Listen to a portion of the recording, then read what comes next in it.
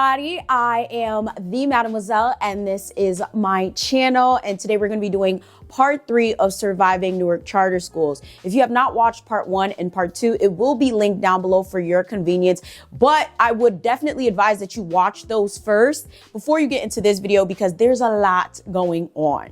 So before, when I left off, we were talking about how Michelle quit, and honestly why a lot of other people quit as well. Sorry I left you guys on a cliffhanger and it's been a little bit of a while. I've been doing 12 days of story time on my personal channel. Make sure you guys check that out, and of course, for more support, get your merch, and most importantly, subscribe to the Patreon. For all of you guys watching this video, I need you guys to like, I need you guys to share, I need you guys to comment, because I'm talking about some real important shit and people really need to understand where they're sending their kids to school, especially when it comes to these charter schools. So if you already watched part 1 and 2, make sure you share it, and then you watch this and then you share that one as well. It is deeply appreciated. So where I left off, I talked about how I had COVID, and while I had COVID and I was out, Michelle ends up quitting. Now, I will say that this is something that was like a huge shock to me because, like I said in the previous videos, Michelle was one of those happy-go-lucky people. She was one of those people that was always trying to encourage us. But most importantly, she was the one that was always in the chat telling the slave ship what was going on in these schools. If it wasn't for Michelle and then later on me telling the slave ship what was going on at the school, they would have never known. That's why I would say I'm not too mad. I'm not 1,000% upset at them. However, I feel like if you're a company and you do contracts with other organizations, it is your job to do your due diligence about what goes on in these schools, especially when you're sending out fellows to these schools to carry out a service such as becoming a full-time teacher. So it's hard because on one hand, I feel like, nigga, y'all should have known, and y'all should have checked in. But on the other hand, I do appreciate that they were very proactive when it came to actually solving some of our problems. I spoke in the other videos about how the slave ship pulled up at least 2 to 3 times in just like the 2 weeks we were there. And then also there's going to be text that I include in this where, you know, they did show some concern. But I will say sometimes a lot of the concern just seemed like, I will say a lot of the responses to our concerns kind of just seemed like, okay, you guys are complaining for no reason at this point. But like, it really was that bad. So when I had COVID and I was out, Michelle kept calling me at one point. I was literally dying on the couch, couldn't breathe, could barely talk, could barely walk. And I didn't understand why she was calling me. I actually ended up calling back hours later because I believe I missed the call because my phone is always on DND. Like, you cannot reach me unless you're my man. Sunzia, Tasun, which is my best friend and my cousin, and then maybe a few other key people. No one could get through my do not disturb. And my father, because those are the only people I know that are not just going to call me for no reason. And those are the people that literally do not just call me to call me. Like, typically we're in communication in other ways. So if you're not one of those people, you're not getting through my do not disturb. So she ends up calling and calling and calling, and I end up calling back hours later, like, and she basically tells me how she can't take it anymore. She got into it with Dean Kaka. Now, the thing is with Dean Kaka, like I said in the other videos, she started off real great, helping anyone and everyone, being real nice, very demure, very cutesy, but she ended up being Kaka. Okay, that's why her name is Dean Kaka. She starts telling me how literally from the beginning, Dean Kaka would consistently come into her classes. Now, before I even get into that, they already told us that they would be observing our classes 2 times a week, sometimes 3, depending on if there were visitors or whatever. And they would be giving us feedback. Let me just tell you right now, it never happened. I had 1 evaluation and I'm happy with that. Fuck that, because I don't need y'all in my face all damn day.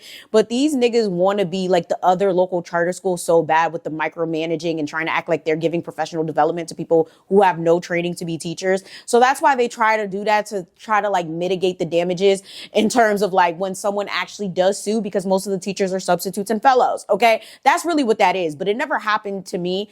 They barely came into my classroom, which it's funny because like I started this series, 1, to get it out there, 2, to be a form of therapy, and 3, specifically because I find it interesting how out of all the people that ended up quitting, and ended up having specific like issues and qualms with like the office or the kids or whatever, I'm probably the only one that quit for vastly different reasons along with Michelle. So Michelle starts telling me how Dean Kaka was always in her classroom, always harassing her and always taking over her lesson plans with the kids.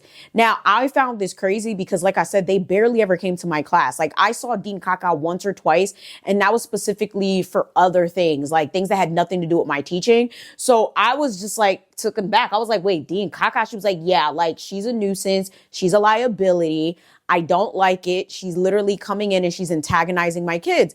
So she starts telling me about how like the first day of school, Dean Kaka comes in there and she basically takes over the lesson. So since she was teaching like a college career readiness type of thing, she basically had to always ask the kids like, hey, what do you want to be when you grow up? What goals are we going to take to get there, etc.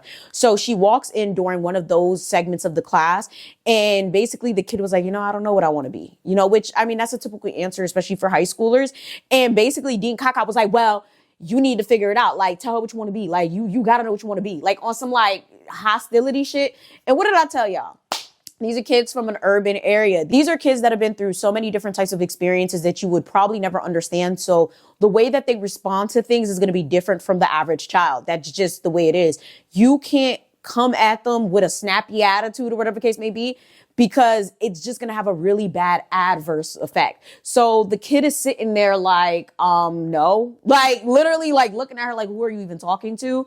And mind you, she taught juniors, right? Michelle taught juniors, and those kids they like that. Okay. The juniors are like that. So the kid is really looking at Dean Kaka like, who are you even talking to? Like, no, like, I'm not going to answer that question because I don't feel like it right now. And I really don't know the answer. So she starts going back and forth with the kid.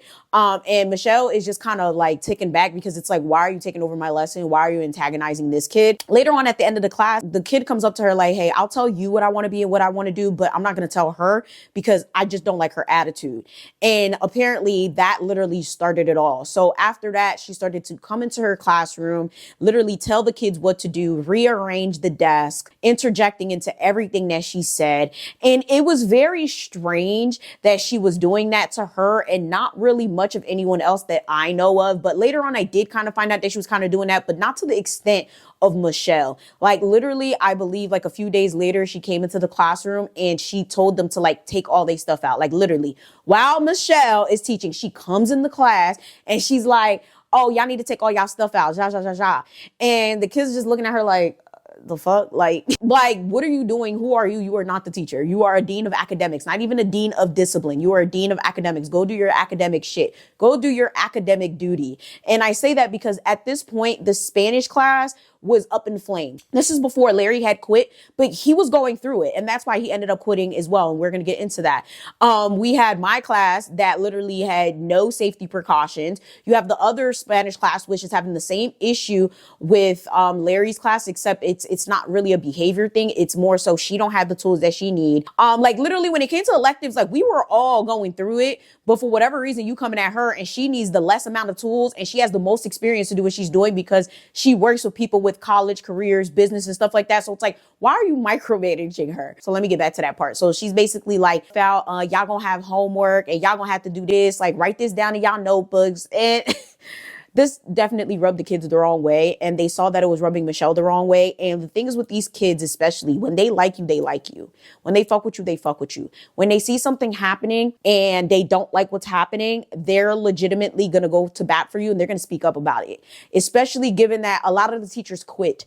Okay, like, so when they get to build a bond with you, even if it's for a short amount of time, they're very protective of you. So literally after that session, like one of the kids was like, yo, we gonna be her ass. Like, do you want us to be her ass? Like, we gonna be her ass.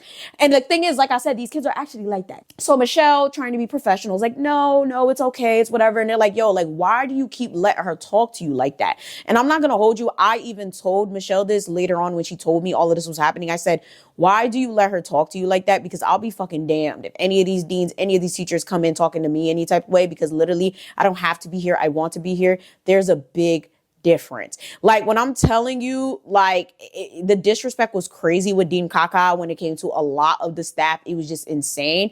It was like she was on a power trip, but also I guess she was stressed because of all the things that she was under. But it was just really fucked up that she was basically going into her classroom and just taking over the lessons. So she kept a very level head and she kept it very professional. Like, hey, if I start acting out and going off and doing all of that, basically it's going to show you guys that it's okay to do that to the authority, which she has a point, because if she would have sat there and been like, first of all, you need to get out, it would have been a problem and it would have incited the kids to think that they could do the same. I get that, but she ain't gonna talk to me any type of way. I'm sorry. That's where I'm like, yeah, no, we're not doing that.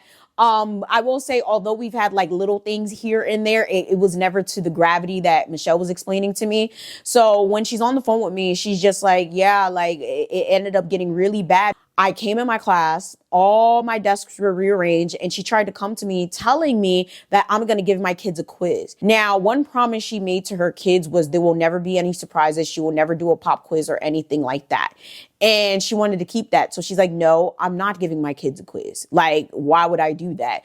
And basically she kind of got in a little back and forth for her. So the straw that broke the camel's back was literally when she had kids horse playing in her class, which now I kind of see where the school's coming from with all of these stupid ass professional developments and trainings and coming into our classrooms every 2 seconds, because there's no reason why kids should be horsing around during class, right? Like literally a kid got on another kid's back and you could see it. So like I said before, Michelle had a see-through classroom. You walk into the building and you could see directly into the classroom. Very unsafe, but extremely inconvenient and ridiculously annoying.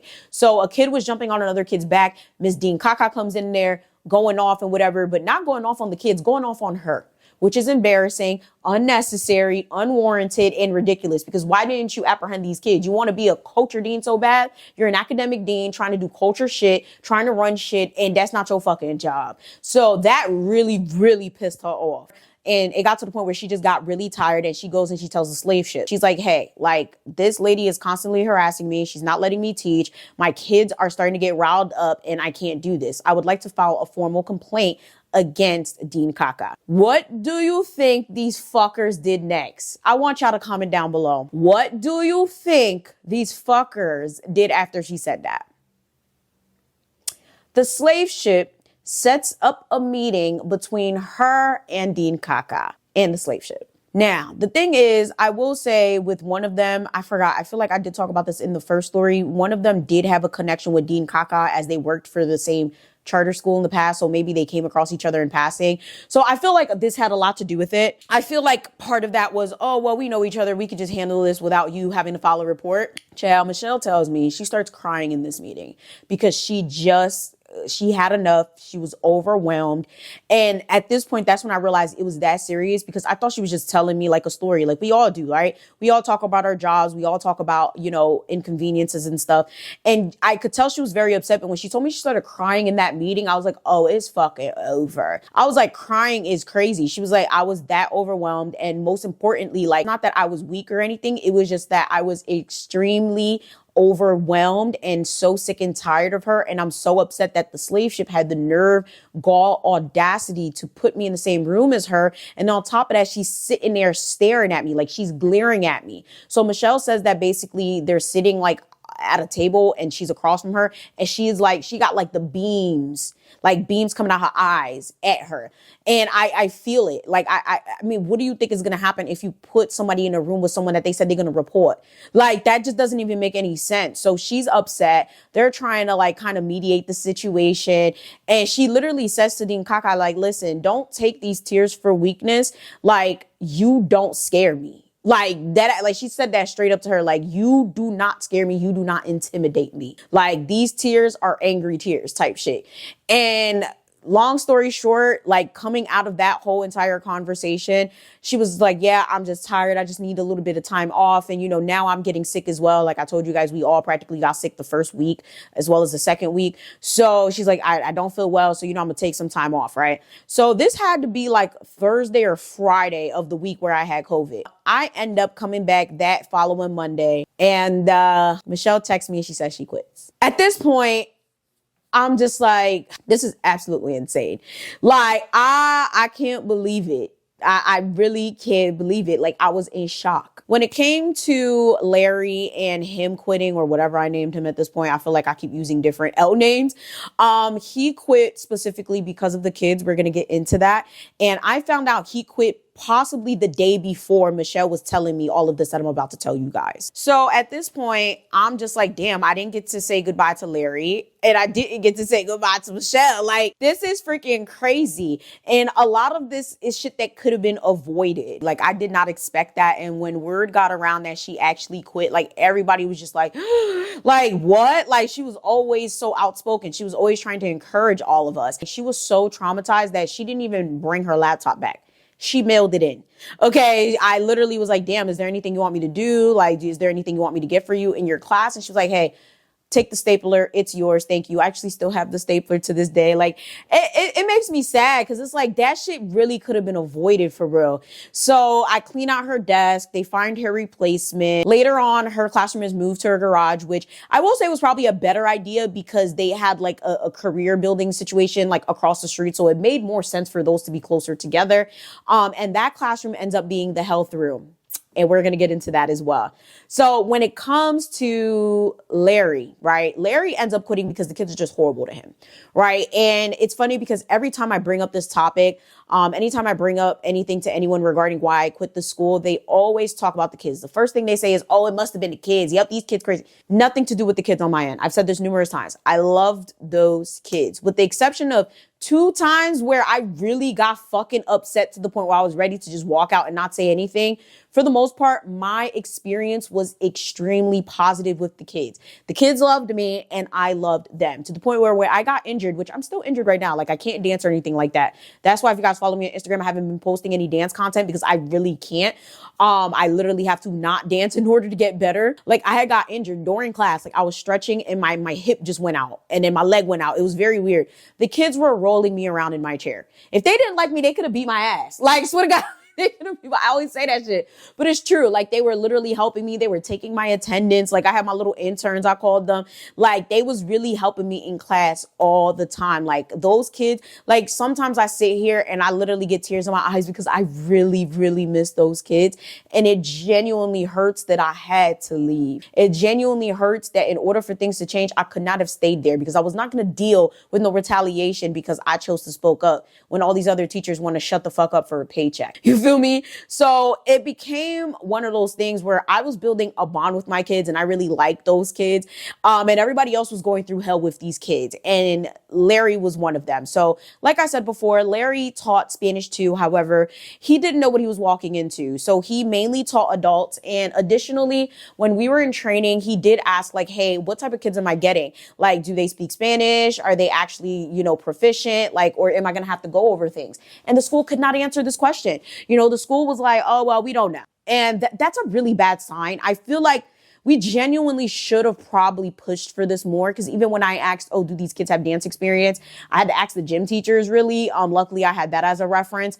Obviously, he did have Spanish 1 teacher as a reference, but I will say she wasn't much of any resource in terms of if the kids actually retained Spanish or what type of kids he was going to get because the school is just insanely chaotic. So he goes in blindsided, okay? Doesn't have really a curriculum to go by. Set up for failure. It was like, when I'm telling you set up for failure, like literally every single time I had these kids before or after him, because I had 2 classes that had him before and after my class, they would always complain, oh, we don't like him. Oh, he this, he that. And it's like, nigga, don't be giving my friend a hard time. Like I used to tell them, like, don't be giving my friend a hard time. Like he's a good teacher. Like y'all need to stop. And they're like, no, we don't like how he talks to us. And, oh, we don't understand him. His accent too thick. Like it was very minuscule things. It wasn't even that serious.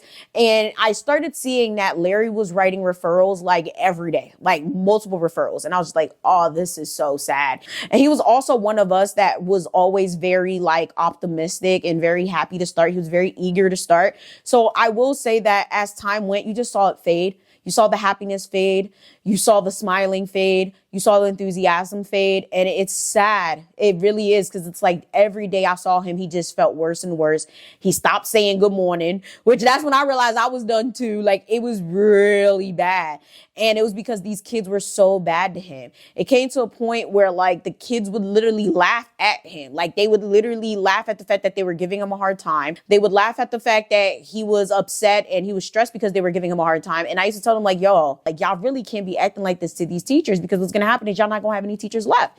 And that's when I realized they're used to not having any teachers. And some of them, this is learned behavior because when I would say that, they'd be like, it don't matter. He going to quit anyway. I only had 2 real teachers last year anyway. And they're not understanding that this is something that's really going to affect them in the long run because you can't say that you want to go to college or you want to have some sort of like real career in life and you can't even get the basics of high school. Like you can't even get a basic high school education. Like this is a serious issue. And a lot of them kept saying that, right? Like a lot lot of them kept having this whole attitude of, oh, well, it don't matter, he gonna quit, or it don't matter, like da da da da, like he not even black though. So that it's interesting, right? A lot of these kids were low-key racist, and I know a lot of people love to say, oh, black people can't be racist. Yes, the fuck you can. Okay, I said it in my last video, I'm gonna say it right now, black people can be racist, and a lot of black people are very xenophobic. Like I said, a majority of the staff was black. There was, I could count on one hand how many people that were not black were working at that school. Everybody was black. So a lot of times where someone that wasn't black tried to discipline these kids or tried to come at these kids, they was not having it. They was on some leave me alone, you cracker type shit. Like, that sounds bad, but like, it's true. So I feel like him being Hispanic was not the best. Even though obviously he's Hispanic teaching Spanish class, but what's funny is the Spanish 1 teacher was actually Jamaican. And it didn't help, you know. It was kind of one of those things where it's like, why are you here? All the teachers are black. And it's very interesting because I never thought that would have been an issue, but that is where I started realizing, like, damn, these kids really are used to having substitutes, and they're really used to being around people of their own color, which a lot of people watching this might think that's a really good thing. I went to a school, right? So I went to Johnny Dwyer Technology Academy in Elizabeth, part of the Elizabeth High School franchise, shall I say. And I will say every single school was a melting pot, with the exception of maybe upper, lower in Hamilton. They might have been less black people, but I will say that my school was a melting pot. You had Middle Eastern people, you had Asian people, you had black people, you had Hispanic people, you had so many different people from so many different cultures. And I always feel like that is the best way to learn, and that is the best type of environment to be at.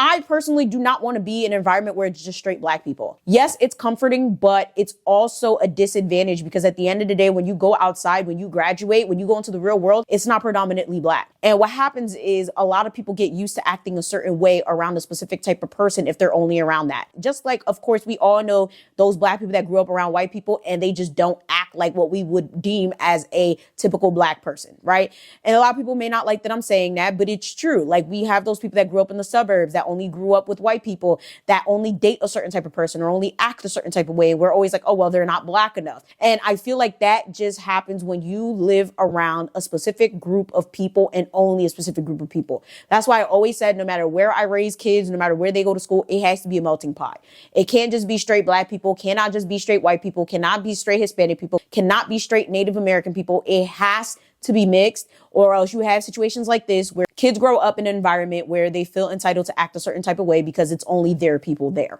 or it's only a type of people that they're comfortable with and they don't know how to act with other people. I will say, like, unfortunately for Larry, he really couldn't take it anymore, and it was extremely stressing and taxing for him. Like, he just had a baby, so that's also tiring because he was up all night with the baby some nights and then had to come into school and had to deal with these badass kids. Like, I really did not blame him. I really hope he's doing well now. I really hate that I didn't get to say goodbye to him, and then I was coming back and now I couldn't say anything to Michelle. Yeah, so obviously, as I just came back from literally being on my deathbed, I had to get my life together by getting my student stuff. I always made the kids do nows, specifically because we all know the literacy rate in America is dropping really bad, especially when it came to COVID. A lot of kids did not go to school, so a lot of kids just can't read or can't read as well or are not up to their literacy level. So yes, my kids did write during dance class. It was a do now every single morning, followed by them writing notes for certain things such as tests. So at that point, I needed to print out my do nows for the next couple of days. I completely forgot this. Like, when I came back from COVID, like, my classroom was a mess. Like, I got a brand new classroom. I'm talking about, like, you could still smell the paint. While I come back, my fucking door's broken. Okay, and all of a sudden, nobody knows what happens to it. I asked the kids and I asked the Spanish teacher across the hall, and they all told me Dean Kaka did it. Like, she came in swinging my door type shit, and she broke my door. Like, I'm talking about, like, the door could not close properly. And part of really good classroom management is not having distractions. These kids would always even touch my storage door. Like, I had a little storage room, like a back room situation that had stuff in it. And there was another time where I was out and I came back and that door was broken. And it's funny because they love to try to act like, oh yeah, we're going to give you privacy. No one's going to go in your room when you're not there type shit. But it's like, why every time I leave, like, my shit broken? Like, this shit is crazy.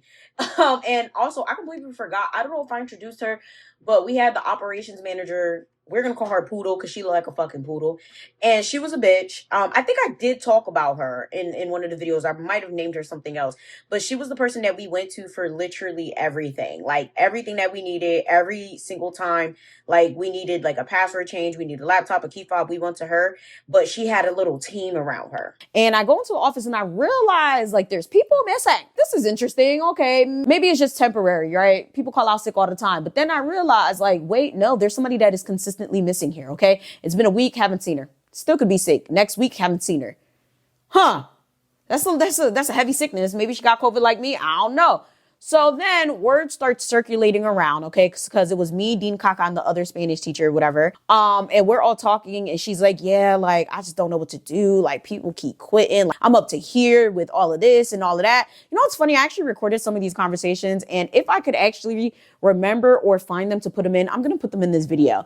But let's just say she was saying a lot of things that she shouldn't have been saying. You know, she was kind of saying things like, oh, well, like, I don't even understand. Like, no offense to you, right? Like, no offense to you. I don't understand what type of people the slave ship are bringing in here. You know, most of us are way more qualified than all of you guys combined, with the exception of we don't have a teacher cert, but then most of y'all don't have a teacher cert either. So a lot of us are way more qualified than you. So watch your fucking mouth, bitch. So she starts going on and on about how people keep quitting and it's making her job harder. And she's like, I don't understand what these people expect. Like, you know, what happens when you throw a bunch of little niggas in a cage? She said that just like that. Little niggas in a cage. And me and the Spanish teacher sat there mouth wide open like, you know, sometimes you gotta have to laugh it off to get the information, but you also gotta laugh it off to be like, bitch, I know you did not just say that. You know, I mean, at this point, it is what it is. I don't really care about the seniors or the juniors because they on their way out. But like, you know, we trying to really start something over with the freshmen and the sophomores. That's why it's really, really important, like the work that y'all doing, because, you know, we know that like y'all work predominantly with them.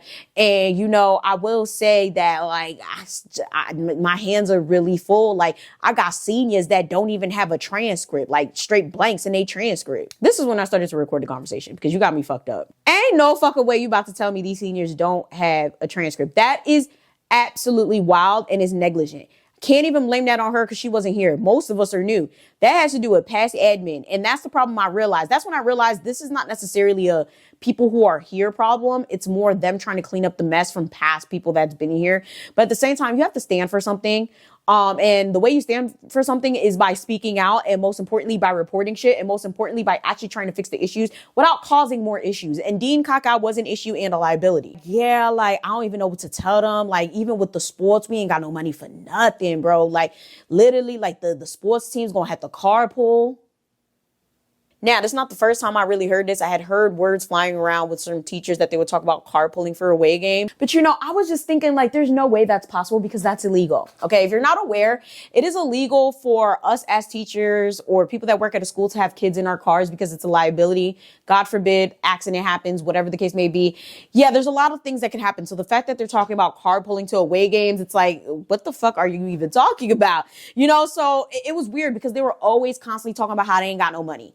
In my other video, I put up the stats. I put up the shit I could find. It's millions and billions of dollars that are flowing into y'all pockets. Where the fuck is the money going? Because not too long ago, this school also had an issue with salary. Okay. The teachers were complaining that they weren't getting paid enough or they weren't getting paid on time. So where is the money going? Like it was very sad because like, although I'm listening to her, obviously to get the information, I'm just like, this is like a bigger issue than I'm deeming it to be, you know? Like this is a bigger issue than anyone would have really ever thought. And in the same breath, she's like, yeah, like I really don't know what to do. Like, you know, like obviously whatchamacallit at the front desk, you know, she hasn't been around, you know, she's on a leave, but we all know what happens when you take an extended amount of leave, you know, you're not going to come back. And I'm just like, where she was? She's like, yeah, you know, the other girl quit. So it was a Hispanic girl. It was this black girl. And then it was a dude, this black dude in there. And literally the dude always calling out the Spanish girl quit. Okay. And then you have this girl that's on leave that obviously is going to quit because she's taking an extended leave. So she's just like, yeah, like, I don't know what to do. Like, this is crazy. Like, child, like, I'm stressed. Like, honestly, she's just venting. Right. And I will say, maybe I shouldn't have recorded, you know, her venting, but at the same time, I got a lot of information from her venting. And I need people to understand that not only are teachers not making shit up when they talk about what they have to go through, but This is something that you as a parent or you as an adult need to talk to the kids in your life about to get the information, because the kids know way more than us. And if the kid trusts you, they will tell you exactly what needs to be said. That goes into the whole relationships that these students have with these teachers. Like I said, they're so used to the teachers quitting, right? They're so used to these teachers honestly just tapping out on them, which I feel like that's why a lot of their behavior is so bad, because they really think that these teachers don't care, and they really think that these teachers are here just for a paycheck, which a lot of them are. And that's why a lot of them won't speak out about a lot of the travesties that happen in the school system. So it's crazy. Kids be right. Okay. Kids do. These kids especially, they have a point. They have every right to feel like these teachers don't care, and, you know, they're practically hopeless. So they just gonna go with the flow. They're gonna do what they want because there's no real repercussions for their actions. So I will say that in that regard, they're correct. I will not condone the behavior that a lot of them have inflicted on these teachers, but I will say a lot of them are correct, right? So at this point, I end up reconnecting with the music teacher. And at this point, we had another fellow come in who transferred from this school, but from like the elementary. And she also had a bad experience. So that's when I realized, like, okay, this network is just a fucking problem. Like, there's no way, like, you had a problem at another school that's part of this school, and now you here. Like, why the fuck would they throw you here? Why didn't they just throw you in a different system? Like, there's other schools. We're going to call this lady, I'm going to call her Sage, because Sage is my cat's name and I just saw her in the corner. So Miss Sage, again, she was a fellow. She came in from another school, and I love her. Like, she's definitely one of my favorite people. Very happy, very giddy, very like warm and welcoming. And she was actually brought in as a para. Now, get this, right? She actually replaced, what did I name her? She replaced Christine, I think I called her, which was the teacher that I said that was English and history, but then she ended up just being history. She ended up quitting like literally during orientation week, okay, as she should have, as we all should have, okay? So she basically replaces her, but the shit reverses, right? So the reason that they didn't want the main teacher that was there being the history teacher was because she literally couldn't handle a classroom. That's my personal opinion. But that's also due to the evidence that I acquired, like dead ass, like listen to the story, right? While I was doing orientation week with the kids was telling me all the tea. I swear to you, there's something about me that just makes people open up to me, and they just tell me any and everything. So the kids are like, yeah, do you know about Miss such and such? Now, Miss such and such, we're just gonna call her such and such for now, because she don't really need a name. She's not that important. Miss such and such was the teacher that I told you guys about, where she thought she was gonna be a teacher, and she decorated her entire classroom only for them to tell her that she wasn't going to be a lead teacher, that she was gonna be a para or a sub teacher, or whatever the case may be, whatever titles they given it these days, because every day it changes. She is Miss such and such. Now, the kids were telling me that Miss such and such was being tormented so bad last year to the point where she let the kids cut her hair and steal her stuff. All she does is bitch, cry, and complain, and they don't really see her as a real teacher. I was sitting there like, ain't no way. Like, and mind you, Miss such and such is actually one of the white teachers as well. So I was just like, y'all really tormented that lady like that. And mind you, they think it's funny. Okay, they're laughing about this. They're telling me the story. They don't feel any remorse. They still treat her like shit to this day. So when you have Miss H come in, she is just kind of taken back because she's there as a supporting role, because once Christine left, Miss such and such ended up getting her job back as a lead role. In theory, this was good for Miss Sage because in theory, we were all supposed to be co-teachers. We were all supposed to be in a situation where we were supporting teachers and watching them while they practically mentored us and helped us through our fellowship program. That was what was promised. That is what was told. And that's not what we got. So I was like, damn, okay, Miss Sage, you ain't got so much work cut out for you. She's like, yes, I do, because this bitch is a pushover. She's a walkover. She doesn't even let the kids answer any questions. She gives them the answers for tests. It was just crazy what she was telling me. Like, she was basically saying like, yeah, like she lets these kids walk all over her. And that's when I told her the story of what the kids told me. And she was like, yeah, I heard that story too. The kids told me, and they have no shame. But see, I don't play that shit. Like, when I'm there, they not doing as much bullshit as, they're used to doing. Like, I don't play with these kids. And that's true. Like, Miss Age really wasn't playing with these kids. Like, she was out here whipping these kids into shape, actually giving them a challenge. So They worked out very, very well together, I will say. There were a lot of times where I had certain kids that were going to that class after me. They did enjoy Miss Sage. There was a couple kids that I talked to a few times after the fact. And they would tell me like, yeah, like we really like her, you know, it gives like a nice little balance to the class. So I will say like her position was definitely needed, especially where you have a teacher that is a pushover and is letting kids do whatever the fuck they want and run amok in the classroom, which is why I believe that position was taken away from her in the first place, because she doesn't know what the fuck she's doing and she lets these kids do whatever the fuck they want. Like I said, I end up reconnecting with the music teacher, and this was literally at the end of the day, like probably like the end of the day, the first day I came back after COVID, and I see her and the new Spanish teacher, as well as, I forgot who the other person was. I think it was like 4 of us there, we're going to have to introduce this girl. Okay. We're going to call her we're just going to call her Miss Green. Okay. And if any of my students are watching this, y'all know who it is. Please don't comment her name. Miss Green, super cool, really nice. We had same interests in terms of opening a dance studio, whatever.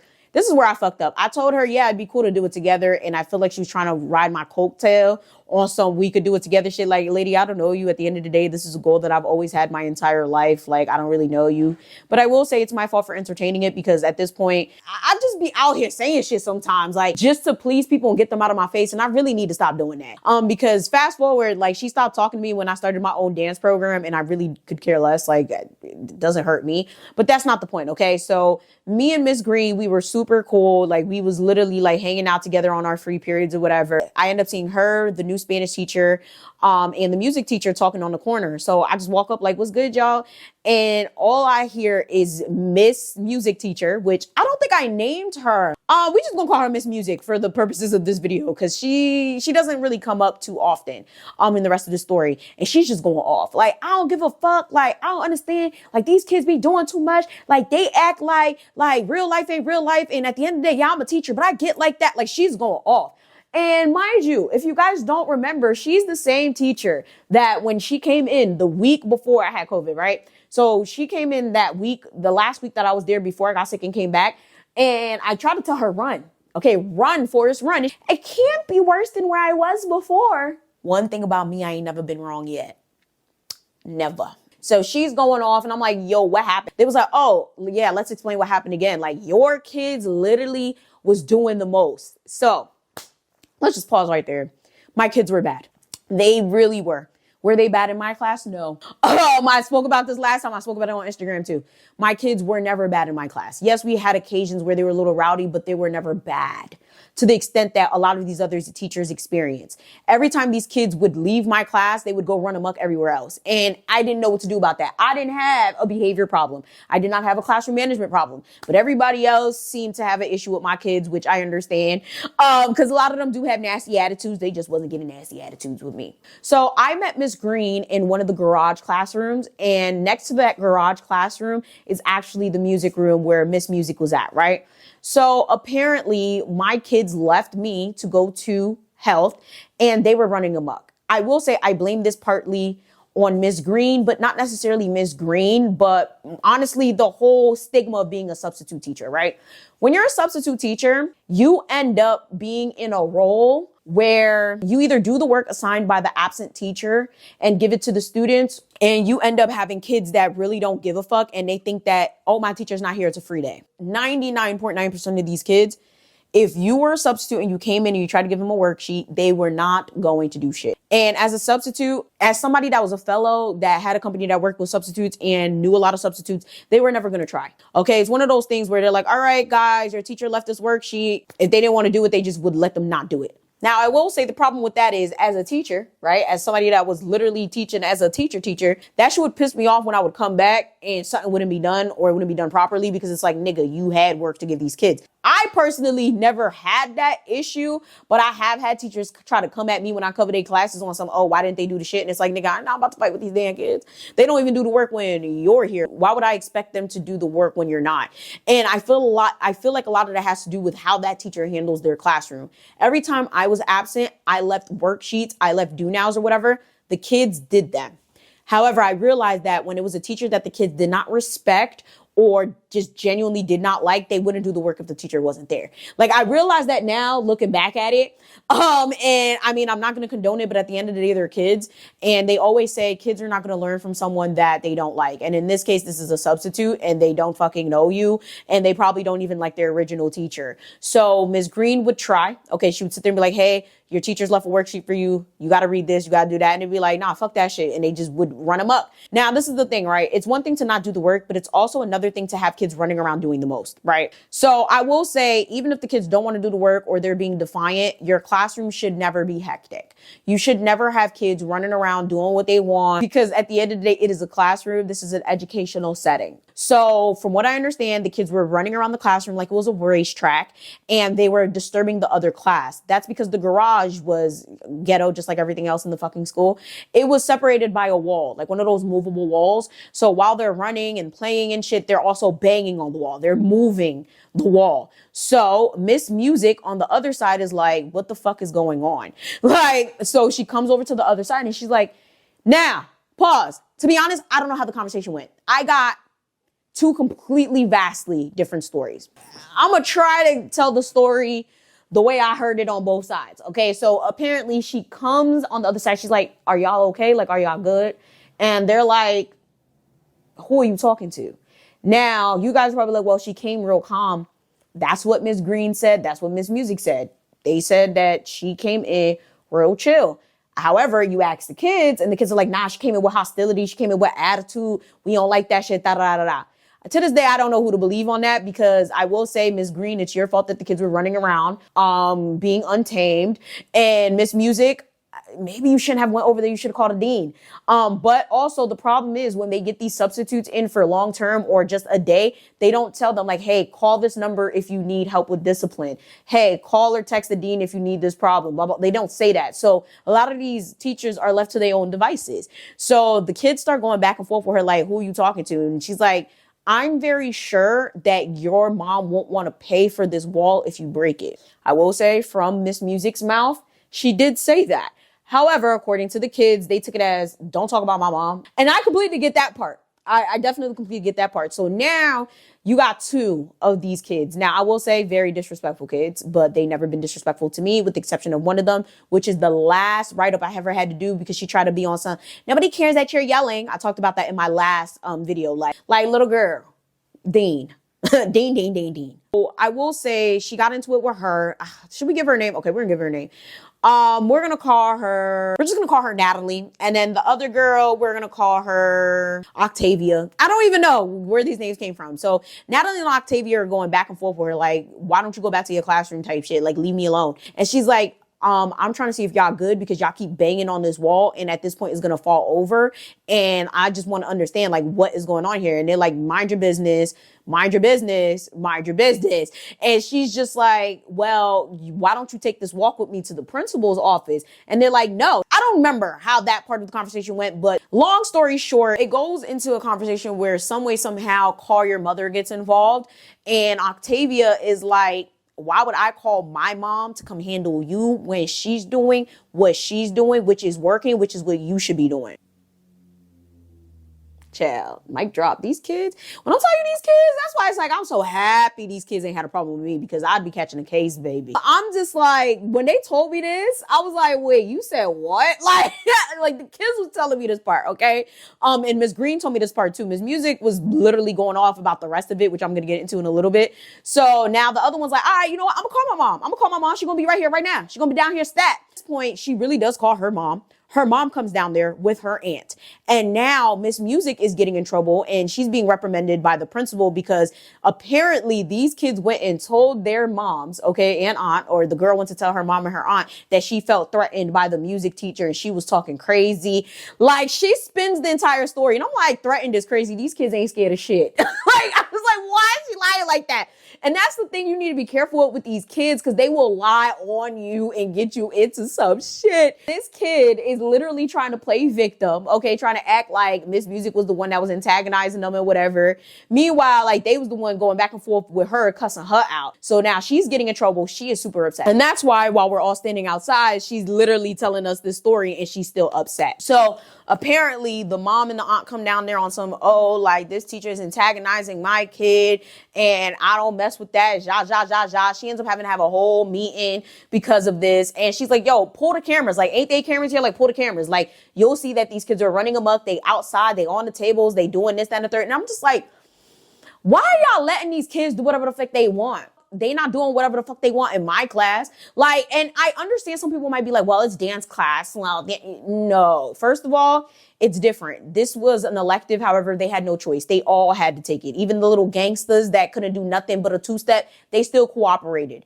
And when they weren't cooperating, they sat in the back in the fucking corner where I couldn't see or hear them, and they took that 0. I'm trying to understand, why is it that y'all just can't contain a class of kids without having shit run amok? Like, that shit was so bad. I get, like, all perspectives of it, because again, you cannot talk to these kids any type of way. And once you start meeting them where they at, they really gonna check you on something. You an adult, I'm a child, don't talk to me like that. And a lot of them really do be checking teachers like that. So she ends up taking a few days off because that shit pissed her off so much. And that class ends up getting moved inside to where Miss Michelle was. Now, what's interesting about this is they did this specifically so they could keep an eye on them. But Dean Kaka was the one that specifically made this executive decision. And she never came back to check in on those kids. She never came back to see how bad these kids' behavior was. And she never came back to assess the situation or talk to anyone about it. They really just blamed Miss Music.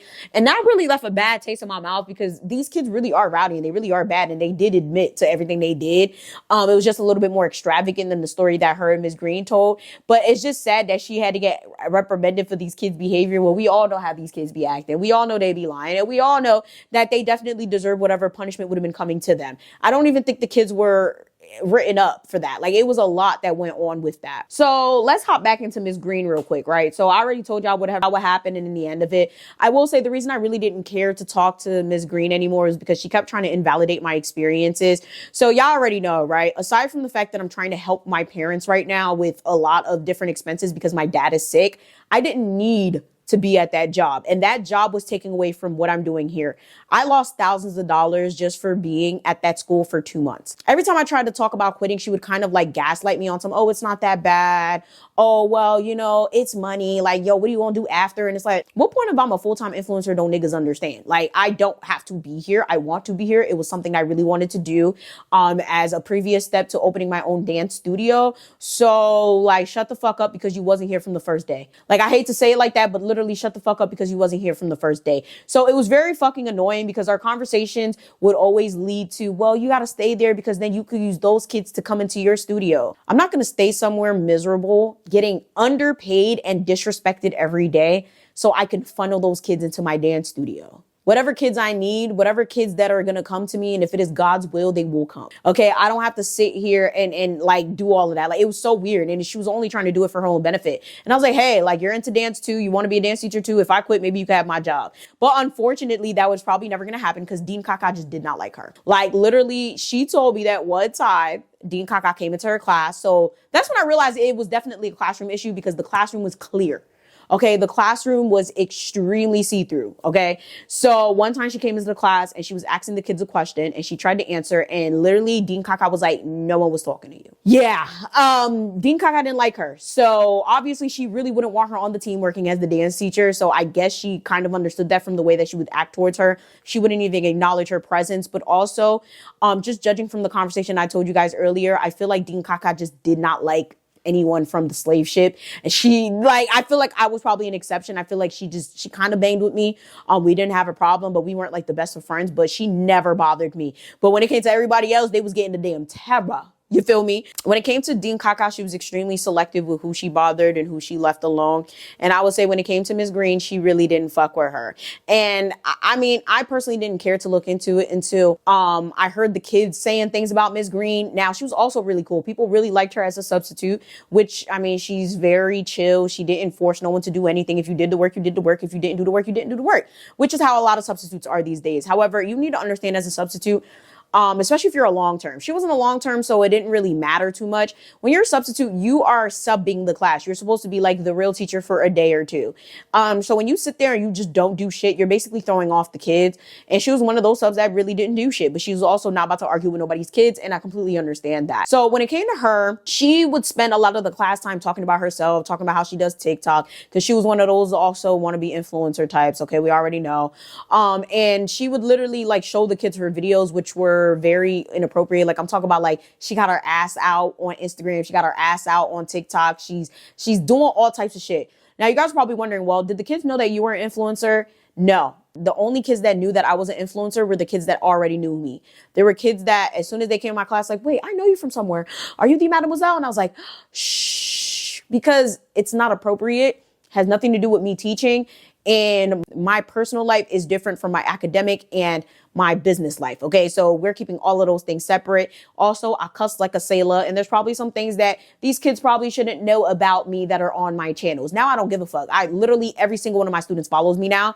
However, it's like, as me being your teacher, no, you don't need to follow me. No, you don't need to know what I'm doing. And no, you don't need to know what type of content I make or that I'm an influencer outside of this. However, I did always tell them, like, I don't need to be here. I want to be here. Some of them caught on while a lot of them already knew, while a lot of them kind of just respected that I wasn't out here about to shell out what I do, because it would have changed. It would have changed the dynamic, and you guys are going to understand where I'm coming from. So when it came to her doing that, like I tried to tell her a few times, like, I don't think you should be showing these kids your social media because, yeah, you got some suggestive things on there. She's like, oh no, it's just, you know, me with a bra on here and me with a thong on here. But other than that, and I'm like, yeah, and that's the problem. And she'd be like, well, you know, like, you know, it's not that serious. You know, it's not like I'm really going to see them. You know, I'm just subbing. And I'm like, all right. All of a sudden, I end up hearing the kids talk about some, oh, do you know we have a teacher that's a porn star? And this is why you don't show kids your personal profiles.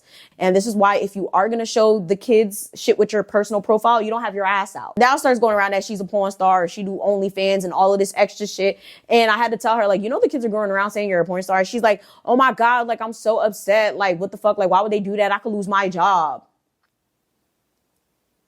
Are you stupid? Because we've been fucking told you. Like, I've been fucking told you that that was a bad idea. That's your fault. So if you have to deal with repercussions because of that, I don't know what to tell you. And word travels extremely fast at that school, right? So that was kind of the end of that. I didn't really see her too much after that. And that's because they ended up firing all the substitutes and never asking them to come back again. And this is really crazy considering the fact that I told you guys that the school was practically fellows and substitutes. So basically everyone got rid of, okay, literally Miss Sage, a lot of other substitutes that would come every day, Ms. Green, all of them ended up leaving. And it was crazy. It was chaos because now we ended up having to cover a bunch of classes on our free periods.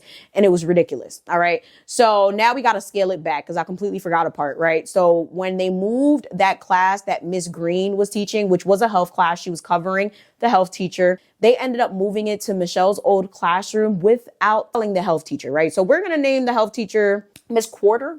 I don't know why, because I'm looking at my French Quarter sign from New Orleans right now. She was out sick. She actually had surgery. And she was one of those teachers that actually decorated her room. Like, I'm talking about like the whole nine, like the classroom wouldn't even look the same type shit because she took so much work and effort into decorating her room. So unfortunately, while she was sick, her classroom was moved and she was rightfully pissed as fuck when she came back. She had to take all her shit down from the old classroom and move it inside to the other classroom. And that was just so sad because she was so upset and she said she was ready to quit that day. And I cannot blame her. Like, I still fuck with her to this day. You know, we interact on Instagram and stuff. And I just feel so bad for her because she be taking a lot, okay? Literally from admin to the kids. She doesn't deserve it because she's a good person and she's also a really good teacher. But it was so unfortunate. Like, she was out for a week. She was sick. She had surgery. I think she might have been out for 2 weeks, to be honest. It was a minute. And she comes back, her classroom's moving. She had to take everything down. She also had a little thing with Dean Kaka where she asked Dean Kaka to make some copies for her because a lot of people didn't have work laptops and a lot of people couldn't print, even if they were not fellows and they were teachers that worked there for years. So she asked Dean Kaka to print something for her because, you know, we're all on the same team. We're all in electives. And she literally was like the lines of, do I look like your assistant? Like, I don't remember exactly verbatim what she said, but it was very close. So she literally had to deal with a lot of shit. The kids also were mad that she was actually a teacher that made them do legitimate work. So they would talk a lot of shit about her and give her grief. And it's weird because it's just like, I don't understand these kids. It's like, do you want to learn or you don't? And even if you don't, do you want your peers to suffer because you want to be a degenerate? Like, I feel so bad because there's teachers that actually did teach, that actually take their job seriously, that did not deserve the treatment that they got from these kids. But at the same time, I did realize that a lot of the behavior from these kids did come from admin and how they would treat these kids. Like, they literally were treating these kids like criminals, taking away their privileges, not notifying them of things, not having shit ready for the first day of school, having them operating in chaos, having them eating jail food. Like, there was a lot of things here and there that me, Michelle, Christine, like a lot of us kind of like look back at and we're like, yeah, like the way they're treating these kids is just not it. Like, for example, the annex. Like, why is it called the annex? You're supposed to be inspiring, whatever. Like, why the fuck is this called the annex? Like, literally. And it was funny because one of my students made the reference and was like, this is like jail, and like y'all preparing us to like literally be inmates. Like, they were like, well, the sheriff is obviously the principal, the deans and the teachers are the wardens, and we the prisoners. And that shit had me like, damn, okay. And literally the kid was like, I mean, like, literally we have a building called the Annex. Like, why ain't y'all naming something else? It really got me thinking, like, yeah, like y'all really treat these kids like they're criminals. So they act like criminals. That's really the bottom line. And I will say there were loads of incidents. Okay. And I'm going to just use this video to talk about the incidents because listen to how they treat these kids. There's some kids that they have favorites where they don't get any type of repercussions for their behavior. And then there's some kids that like just get overly punished. And it's just like, but this other person did this or did worse and they didn't have a problem. So of course there was so many different gun threats and different threats of violence onto the school. And some of these kids literally were able to come back to school the next day, maybe suspended for 2 days or whatever. There were times where they found things in kids' bags and these kids were also able to come back, whether it was a vape, a weapon, or whatever the case may be. I just got tired from editing. I had to throw on my glasses. Yes, I wear glasses. I have a minor stigmatism, but anyhow, there's so many more incidents I realized that I completely forgot to talk about, as well as like the unfair treatment of certain students. So for example, I said they didn't have lockers. So the kids were using them anyway. Some of them had locks, but a lot of them didn't. They were waiting for the locks to come in the mail and they never came in the mail. But some of the kids would just put their stuff in there anyway because they had too much stuff. They had jackets, they had their notebooks, they had their backpacks, which this school didn't have textbooks, by the way. I think I said that before. There was no real textbook, but some of them had like little, like, you know, soft cover books they had to read for English and stuff. So sometimes it was allowed to carry. Some of them would still use the lockers. And I literally had one of my best students. I'm talking about like never gets in trouble, barely even cusses, bro. She got suspended for using the lockers. How the fuck you suspend her? Meanwhile, these kids are having a fight club. Yes, there was a fight club in the fucking bathroom. They knew exactly who the kids were who were doing this because Dean Kaka ended up having like this group. It was like called Girls Group or some bullshit where she kind of took all the badass kids and put them in a group and made them do community service or whatever. So like she would really overlook the fuck out of their behavior, but then she would like sit there and punish other kids. It just never made sense to me. Like now that I'm looking back at it, it's like, bro, like you're not fooling anyone. Like you're really not doing shit.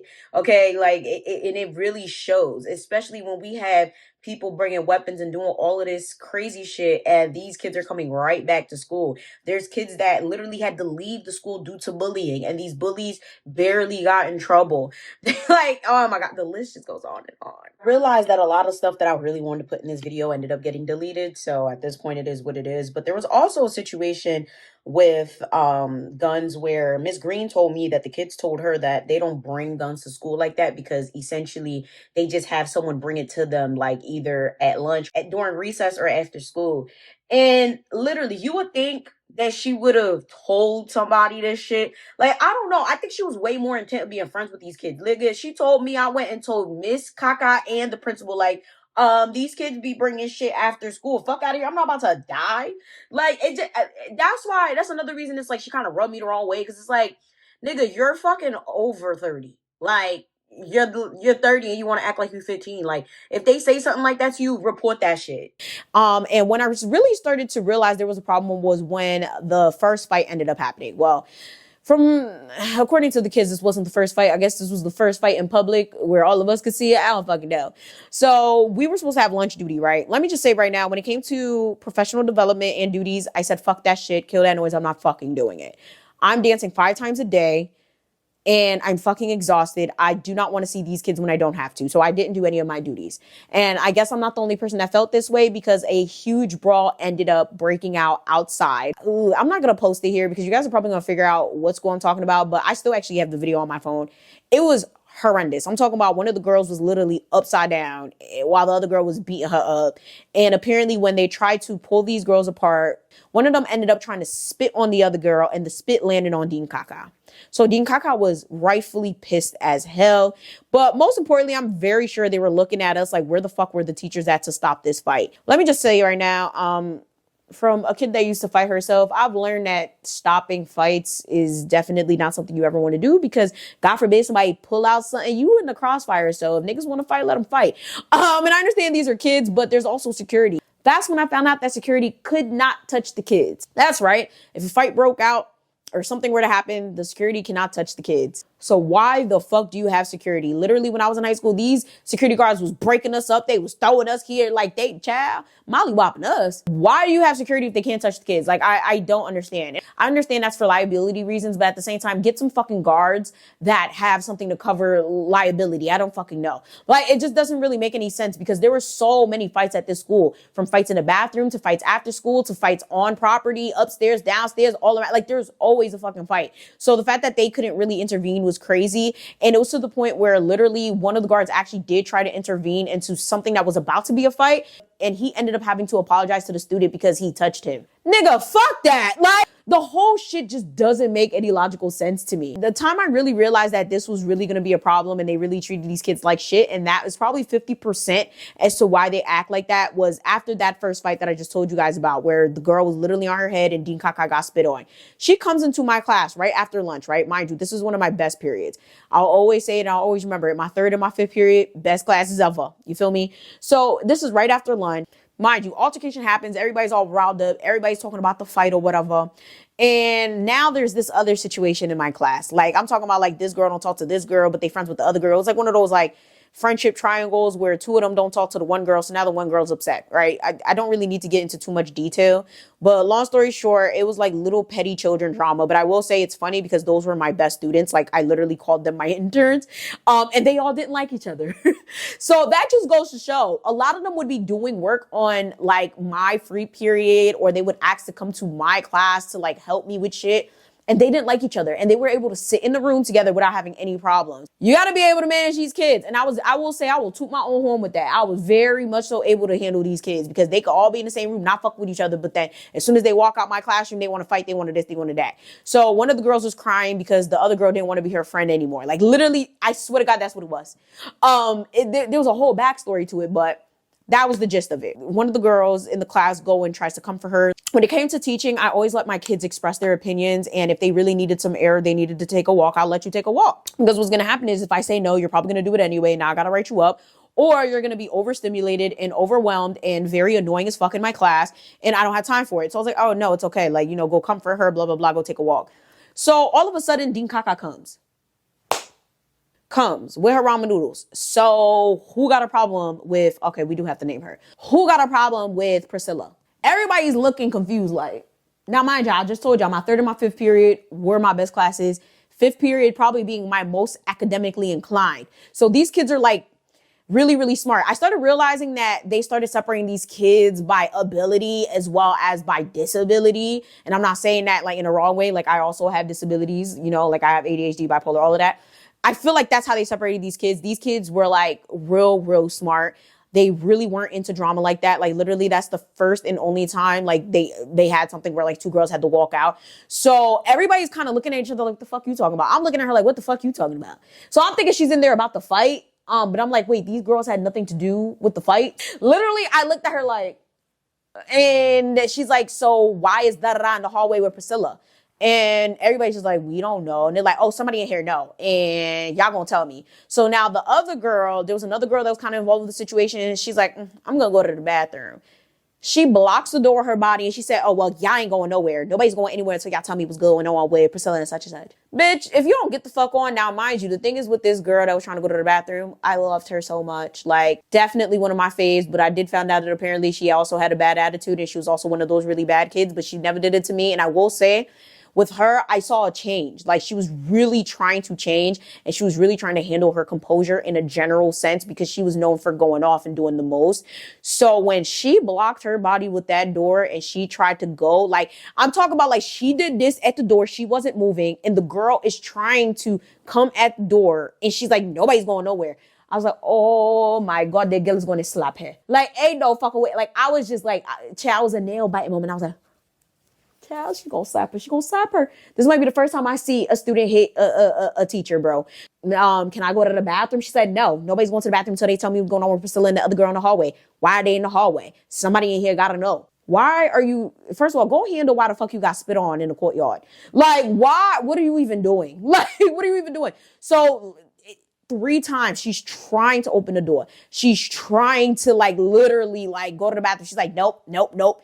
So I had to snap a picture because I know that when I told this story, nobody would believe me. I know that when I started to contact niggas for my own report, they would have probably thought that I was joking or I was lying. So I snapped the picture and I'm just like, yo, like, I can't believe this bitch is doing this right now. Like, this is crazy. So eventually, you know, nobody gives her anything. She moves from the door. She tries to like mitigate the issue by calling one of the girl's parents. Like it was a whole thing. And the girl came in my classroom crying for the rest of the day. I had to keep her because she was so fucking upset. I had to call one of the culture deans like, hey, can this girl stay in my class for the rest of the day? Like she's really going through it. It's mentally like taxing for her.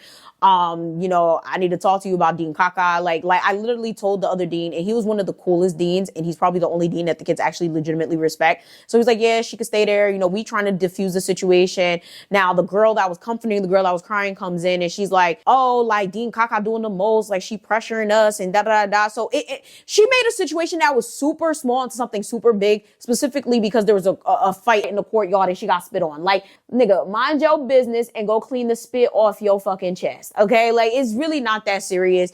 And that just goes to show like she literally did the most all the time for no reason. And I don't know if she was fighting to be a culture dean. I don't know if she wanted to be principal. She acted more like a vice principal than a dean. She barely did her job as an electives dean. Like she was always trying to be in these kids' business, always trying to diffuse a situation, which I understand is important, but we have culture deans, which unfortunately were teaching classes. I'm surprised. I don't think I mentioned this, but yeah, since we were so low on teachers, we had deans teaching classes, which is not supposed to be a thing. So I do understand that, yes, since some of the deans were teaching, sometimes, you know, people had to fall in and do other jobs. But at the same time, it's like, mind your fucking business, because if anything, you're making things worse. So all in all, I will say the kids' behavior was bad. All in all, I will say that I understand why a lot of teachers did end up quitting, specifically due to the kids' behavior and how the kids treated them.